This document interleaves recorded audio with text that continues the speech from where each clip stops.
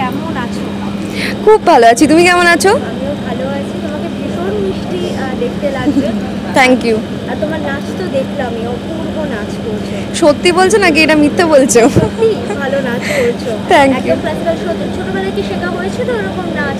হ্যাঁ হ্যাঁ, classical dance করতাম আমি ছোটবেলায়, এই জন্য তো এটা এখন একটা রিভাইজ হয়ে যাচ্ছে। এক্স্যাক্টলি। কেমন লাগছে শুটিং করতে? শুটিং করতে খুবই ভালো লাগছে, কারণ অনেক দিন বাদে অনেকগুলো নাচ পেয়েছি করার জন্য, কিন্তু খুব খাটনি হচ্ছে গো, খুব, কিন্তু ভালো লাগছে, মজা করেই শুটিং করছি বেশ। তো মানে তোমাদের যে পর্বগুলো আমরা দেখছি তো মানে জমজমাট পর্ব, মানে একটা পর্ব যেন মিস করা যাচ্ছে না, সাসপেন্স আছে এত বেশি। একটা ছেড়ে দিলে মনে হচ্ছে যে হ্যাঁ হ্যাঁ, এক্স্যাক্টলি। এই যে একটা টান টান গল্প চলছে, দর্শকরাও যে মুখিয়ে বসে আছে, তোমরা সেটা কতটা এনজয় করছো? আমরা খুব এনজয় করছি বলেই তো বারবার দর্শকদের আমরা এত কিছু উপহার দিচ্ছি, যে সবসময় থ্রিলিং কিছু একটা ব্যাপার ঘটে যাচ্ছে আমাদের মাঝখানে, যে আলাপিরও কিছু শক থেরাপি করানোর জন্য আমরা এই পুরো এত গ্র্যান্ডভাবে একটা ডান্স অ্যান্ড ড্রামার আয়োজন করেছি।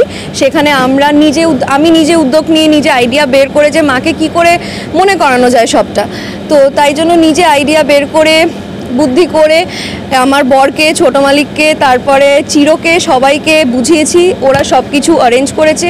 আমি নিজে পুরোটা ডান্স করছি এবং গাইছি, পুরোটার মধ্যে আছি। তাই এটা খুব বড় একভাবে শ্যুট হচ্ছে এবং আশা করছি দর্শকদের দেখতেও খুব ভালো লাগবে।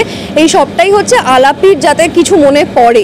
এবার মনে পড়বে কি না তা তো জানি না, কিন্তু আশা করি পড়তে পারে, তাহলেই তো সাকসেসফুল একটু হলেও হব, এটাই।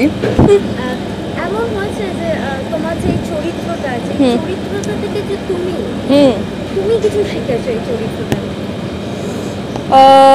এই চরিত্রটার থেকে শিখেছি হচ্ছে যখন যেটা ভুল হবে সেটা উঠে দাঁড়িয়ে বলতে হবে যে না তুমি ভুল করছো, এবং সেটা তাকে অসম্মান করে নয়, সেটা বিজয়লক্ষ্মীও সবসময় করে থাকে, যে কোনো কিছু ভুল হলে সেটা আমি বলি যে না এটা হয়তো ঠিক মনে হচ্ছে না আমি আমার নিজের ওপিনিয়নটা দিই। ঠিক সেমভাবে চিনিও তাই, কাউকে অসম্মান করে ছোট করে কিছু কথা বলা নয়। তো সবার সম্মান রেখে, নিজের সম্মান রেখে, তার সম্মান রেখেও যেটা ঠিক নয় সেটা বলে দেওয়াটা মনে হয় কাম্য। এটাই এই ক্যারেক্টার থেকে খুব ভালো করে শেখার এবং সবাইকে নিয়ে চলাটা, এই জিনিসটা চিনি খুব ভালো পারে এবং ভীষণ বুদ্ধি আছে। আইডিয়া মানে সারাক্ষণ মাথায় ঘুরছে, তো এই জন্য পার্সোনাল লাইফেও হচ্ছে এখন সেটা আমার, যে হুটহাট করে এক একটা আইডিয়া মাথায় চলে আসছে, তো সেইটা চিনির খুব ভালো, দুষ্টু মিষ্টি বুদ্ধি খুব ভালো ওর। তুমি যদি চিনি ক্যারেক্টারটাকে ডিফাইন করতে চাও, তিনটে ওয়ার্ড দিয়ে যদি ডিফাইন করতে চাও, কি থাকবে সেই ওয়ার্ডসগুলো? ভেরি সুইট, আচ্ছা, আর হচ্ছে ভেরি সুইট, খুব ভালো মেয়ে এবং মানে ফ্যামিলির সাথে নিয়ে চলতে পারে, এটা ফার্স্ট পয়েন্ট। সেকেন্ড হচ্ছে মায়ের জন্য অনেক কিছু করতে পারে এবং মায়ের জন্যই অনেকটা এগিয়ে যাচ্ছে, তো বলা যেতে পারে যে সে খুবই মা প্রিয় একজন মেয়ে এবং মাকে খুবই ভালোবাসে এবং রেসপন্সিবিলিটি নিতে খুব ভালো পারে। এবং থার্ড এবং ভীষণ বেশি ভালো যেটা চিনি, খুব বেশি বুদ্ধি আছে। সেই বুদ্ধিটা কখনোই কানিং নয়, খারাপ নয়, বুদ্ধিটা খুবই ভালো, দুষ্টু মিষ্টি বুদ্ধি আছে চিনির।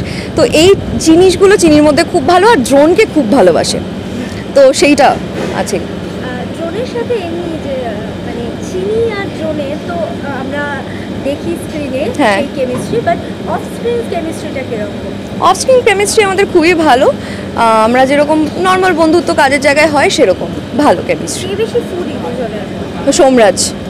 আমি ফুডি, বাট আমি ডায়েটের জন্য খেতে পারি না, বাট সোমরাজ ফুডি। হ্যাঁ। কে বেশি টেনশন দেয়?